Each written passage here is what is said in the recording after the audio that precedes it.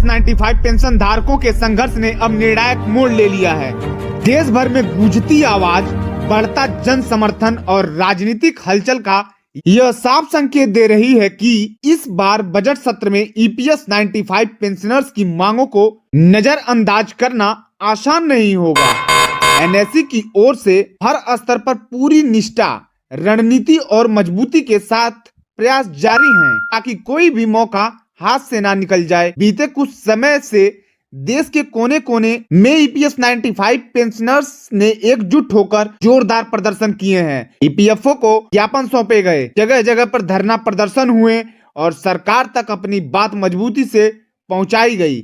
यह आंदोलन अब सिर्फ मांग नहीं बल्कि सम्मान और न्याय की लड़ाई बन चुकी है। एनएससी की रणनीति, पहल और दिल्ली में हलचल। जैसा कि आप सभी को पता होगा, हाल ही में कमांडर अशोक रावत जी के नेतृत्व में एनएससी ने बड़ा कदम उठाते हुए अपने राष्ट्रीय महासचिव को दिल्ली भेजा है। वहीं राष्ट्रीय सचिव श्री रमेश बाओगना जी, दिल्ली अध्यक्ष पीएस राणा जी, एनएससी के वरिष्ठ नेता डॉक्टर एसके शर्मा सहित विभिन्न केंद्रीय टीमों और प्रमुख नेताओं के साथ लगातार मुलाकातें कर रहे हैं। इन बैठकों का मुख्य उद्देश्य ईपीएस 95 पेंशन में बढ़ोतरी और न्यूनतम सम्मानजनक पेंशन को बजट में शामिल करना पूरी मजबूती से रखा जा रहा है। सांसदों और केंद्रीय नेताओं का समर्थन।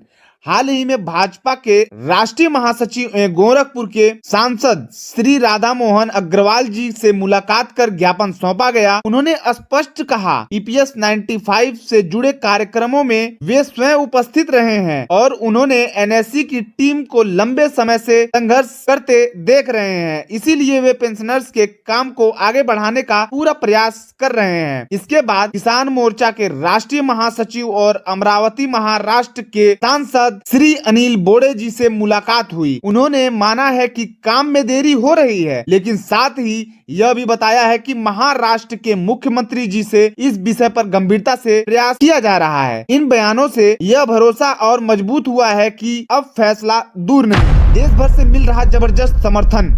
ओडिशा, कर्नाटका, उत्तर प्रदेश, राजस्थान, पंजाब सहित अनेक राज्यों से पेंशनर्स का जबरदस्त समर्थन सामने आ रहा है। कई सांसद खुलकर ईपीएस 95 पेंशनर्स के पक्ष में खड़े नजर आ रहे हैं। भाजपा के राष्ट्रीय महासचिव श्री नीतीश नवीन जी से मुलाकात हुई, पार्टी के वादों को याद दिलाया गया और पेंशनर्स के दयनीय स्थिति व मृत्यु दर के आंकड़ों के साथ न्याय की मांग रखी गई। उन्होंने सकारात्मक रुख दिखाया और एनएससी के राष्ट्रीय महासचिव वीरेंद्र सिंह राजावत जी से भी इस विषय पर गंभीर से चर्चा की। आंदोलन जारी है, लक्ष्य स्पष्ट है। देश के विभिन्न राज्यों में सड़क रोको आंदोलन, सांसदों के आवास के सामने प्रदर्शन, ईपीएफओ कार्यालयों पर ज्ञापन और दिल्ली के मंत्रियों से मुलाकात, हर मोर्चे पर एनएससी का प्रयास जारी है ताकि बजट सत्र में ईपीएस 95 पेंशनर्स की मांगे सदन के पलट पर मजबूती से रखी जा सकें। सभी घटनाक्रमों को देखकर साफ महसूस होता है कि अब जीत दूर नहीं। पेंशनर्स का धैर्य, एकता और निरंतर संघर्ष